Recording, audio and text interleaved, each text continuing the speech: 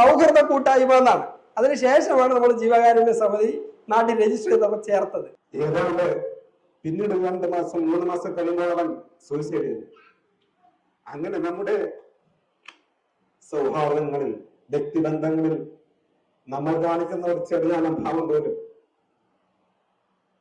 നമുക്ക് നികത്താൻ കഴിയാത്തത്ര വൈകാരികമായി കണ്ണുകൾ നിറഞ്ഞു, ശബ്ദം വിടറി. സത്യത്തിൽ എനിക്കും, കാരണം അദ്ദേഹം പറഞ്ഞ ആ സംഭവത്തിൽ പൂർണ്ണ അർത്ഥത്തിൽ അദ്ദേഹത്തോടൊപ്പം ഒരു ചങ്ക് കൂട്ടുകാരൻ ഉണ്ടായിരുന്നെങ്കിൽ ഒരു പക്ഷേ ആ നിമിഷം അദ്ദേഹത്തിന് കടന്നു പോകാൻ പറ്റുമായിരുന്നു. ഞാൻ ഒരു സമ്മാനം അവിടെ കൊടുത്തേൽപ്പിച്ചിരുന്നു. അങ്ങയുടെ സമയം വിലപ്പെട്ടതാണെന്ന് മനസ്സിലാക്കി പിന്നെ ഞാൻ കാത്തു നിൽക്കാതെ അവിടുന്ന് തിരിച്ചു പോന്നു. അവിടെയും എഴുതിയിട്ടുണ്ട് അദ്ദേഹം, സമയമാണല്ലോ ഏറ്റവും വിലപ്പെട്ടത് എന്ന് എഴുതിയിട്ടുണ്ട്.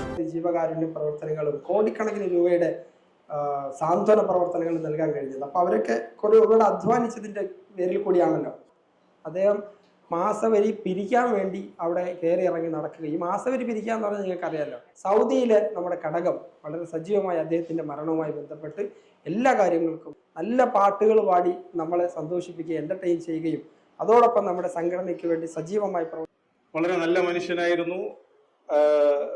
ആരെയും കുറ്റപ്പെടുത്താത്ത, എന്ത് പറഞ്ഞാലും വളരെ സൗമ്യമായി മറുപടി പറയുകയും.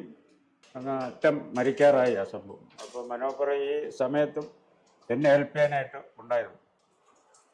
എല്ലാ സഹോദരങ്ങൾക്കും അസ്സലാമു അലൈക്കും വറഹ്മത്തുള്ളാഹി വബറകാതുഹു. ഒരു കൂടെ നിന്ന് പ്രവർത്തിക്കാൻ പറ്റുന്നുള്ള സാഹചര്യം ഒത്തു വരുന്നത്. അതുകൊണ്ടാണ്. ഇൻഷാ അല്ലാഹ് എല്ലാം നല്ലപോലെ നടക്കട്ടെ എന്ന് പ്രാർത്ഥിച്ചുകൊണ്ട് ഞാൻ നിർത്തുന്നു. അപ്പൊ അതിനെ എങ്ങനെ ക്രിയാത്മകമായി നേരിടാമെന്നുള്ളതാണ് പലർക്കും ഡിപ്രഷൻ ഉണ്ടാകുന്നത്. കർണരസപ്രദമായ ഒരു മതപ്രഭാഷണമോ അല്ലെങ്കിൽ നിങ്ങളെ വികാരത്തിൻ്റെ വിജൃംഭതയിൽ എത്തിക്കാനുള്ള പ്രഭാഷണങ്ങളൊന്നും ഇവിടെ നമ്മൾ ഉദ്ദേശിക്കുന്നില്ല. നമ്മൾ ആരെയും കുറ്റപ്പെടുത്തുക, നമ്മൾ ഭരണാധികാരികളെ കുറ്റപ്പെടുത്തിയിട്ട് കാര്യമില്ല.